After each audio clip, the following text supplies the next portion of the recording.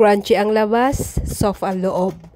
Ito ay ang ciabatta bread. Panibagong recipe na naman ang i-share ko sa inyo. Kung interesado ka, panoorin mo hanggang dulo ang aking video. Pwedeng-pwede sa almusal, pwedeng-pwede sa hapunan, at pwedeng-pwede to pang baon. Gagawing sandwich.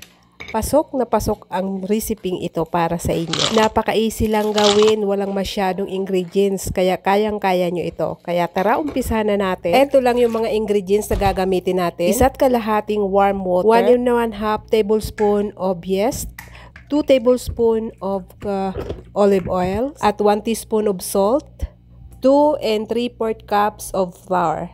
At hahaluin lang natin yan hanggang sa ma-mix, hanggang mag-form siya ng dough. Hindi naman masyadong nagkalayo ito sa focaccia bread, pero ang maganda dito dahil 2 tablespoon lang ng olive oil ang nilagay natin, unlike doon sa focaccia bread na marami kang olive oil na kailangan. Same procedure ng pagmamasa ng focaccia bread ang ciabatta bread. Ganito lang yung gagawin natin, i-stretch natin, ipo-fold.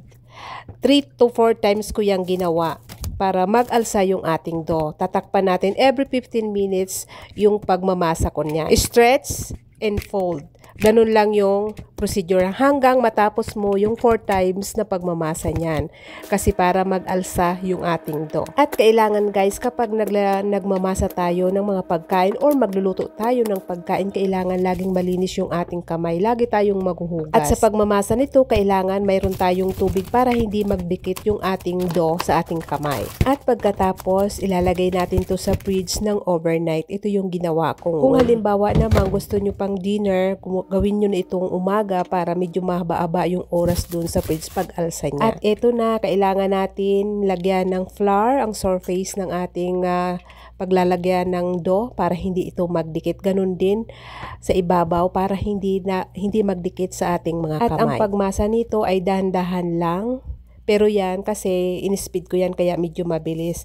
Dahan-dahan lang para yung kanyang gas hindi lumabas. Kapag okay na, ganito yung paghiwa niya. Depende yan sa inyo kung anong style ang gusto nyo.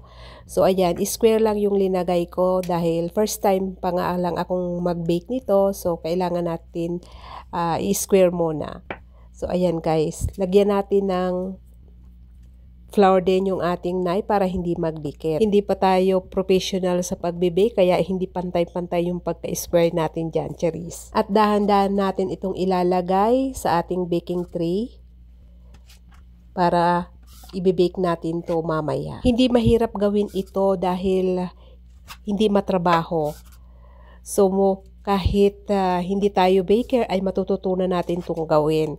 Kaya panoorin mo lang yung video hanggang dulo para mas easy para sa iyo. Pagkatapos natin ilagay sa baking tray ay i-rest natin ng 1 hour. Yan, tatakpan natin. Ang luwag-luwag pa sa unahan, ewan ko ba't nagdikit-dikit doon sa baba. Dapat hindi nagdikit-dikit yan. At i-bake natin to sa baba ng 20 minutes sa 400 Fahrenheit. At may mainit na tayong tray dyan. Naglagay ako ng ice para ma-steam yung ating ciabatta bread. Pagkatapos ng 10 minutes, ayan, tatanggalin na natin yung ice sa ating oven. After 20 minutes, i-broil natin yan ng mga 5 minutes or depende hanggang sa mag-golden brown yung ating ciabatta bread. At ito na guys yung ating ciabatta. Napaka-crispy talaga at napakasarap. Soft ang inside niya, crispy ang labas. Sigurado akong magugustuhan mo ito. Kaya ano pang inaantay mo, try mo na. Thank you for watching!